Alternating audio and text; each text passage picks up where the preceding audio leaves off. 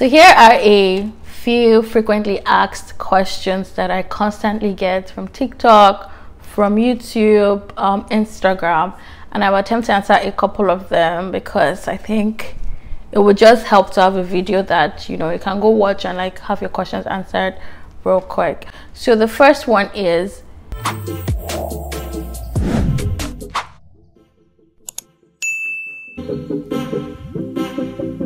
for an international student, you typically pay ×3 what the domestic students pay, which is about $2,100 per course. So the money that you're looking at will typically be around the range of like $15K and above for just your tuition, and this is without adding all the other cost of school, like such as administrative costs. Cheapest schools are, it's even hard to even say cheapest schools, but I do know that comparatively Prince Edward Island is cheaper compared to most universities in Canada. That's something. So Prince Edward Island universities in the Atlantic side are relatively less costly compared to universities in other parts of Canada. So that would be Prince Edward Island Memorial University of Newfoundland. So that's it. That's even majorly for like your RM program or like your degree programs. For your LPN program, schools in Ontario, colleges, Algonquin, those colleges are mostly cheaper. So I would say schools in Ontario are the schools to look out for if you are wanting a cheaper tuition fee. The answer is yes, you can. You can still study nursing with an arts background, but what happens is that you basically come in with an arts, then you switch to science courses, you take science classes. So that becomes like you're bridging into the nursing field, into like the science field. Obviously the nursing field has a science background. So basically, if you have an arts background and you want to study nursing, you will not get into nursing directly, but you can take courses that can help you build your science background, and then you can apply for nursing. So that's number 2. It shouldn't discourage you that you have an all arts background. It just means that you would have to take maybe a year of regular sciences to be able to get into nursing. If you're fresh from high school, it is your WAEC. Make sure that you have your English, your math, your physics, your chemistry, your biology. The social science sometimes might be indicated, but that's primarily what you need to have, greater than a credit to boost your chances. So C4 and above to boost your chances. If you're from an English speaking country, you don't have to write the IELTS, you don't have to write an English exam because you're from an English speaking country and your education was done primarily in English. However, if you're not from an English speaking country, that's when you need to do your IELTS. That's when you need to do the what other exam, TOEFL. So that's when you need to do those exams if you're not from an English speaking country. Scholarships. What schools do scholarship? What schools provide scholarships? What schools do not? Typically for an undergraduate program, there are limited options for scholarships for international students. That's just straight up.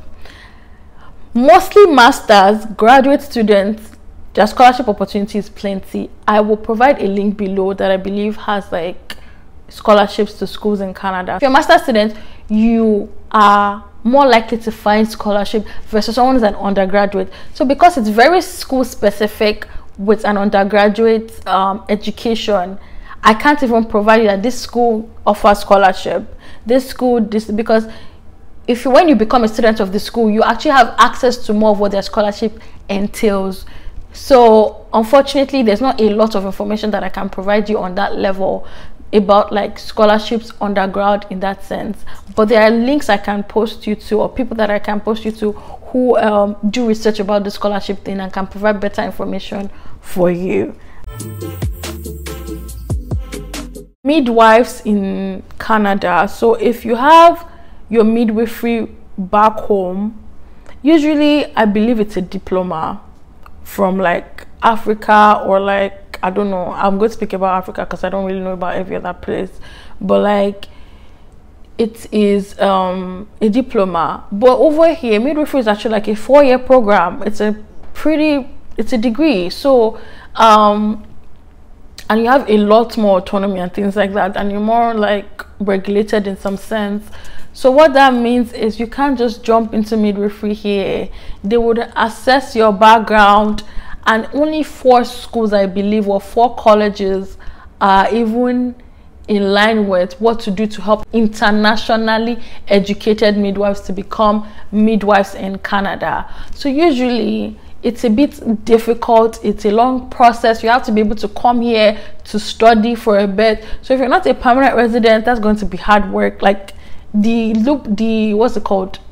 The hurdles you have to jump is just a lot. Can it happen? Yes, but the hurdles you have to jump is just a lot. They would evaluate your education. They will evaluate how many bets you've done. I think it's 700 to 1,000. But I do have a whole video where I break it down, all of that. So watch that video and then see, does this, can I actually do this? Do I have the qualifications to be able to pursue this bridging program? If not, just come in and do nothing, or go into midwifery school, basically. Yeah, so that's that answer for that. I think your options are a lot better for UK than Canada when it comes to midwifery.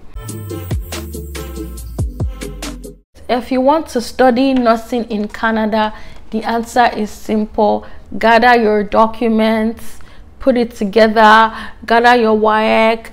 If you've done a first degree before, fantastic. Put your first degree together as part of your application process. Book an appointment with me. Let's walk through it. Let's help you write your letter. Let's make sure that everything that you need for your application is well packaged, and send it in.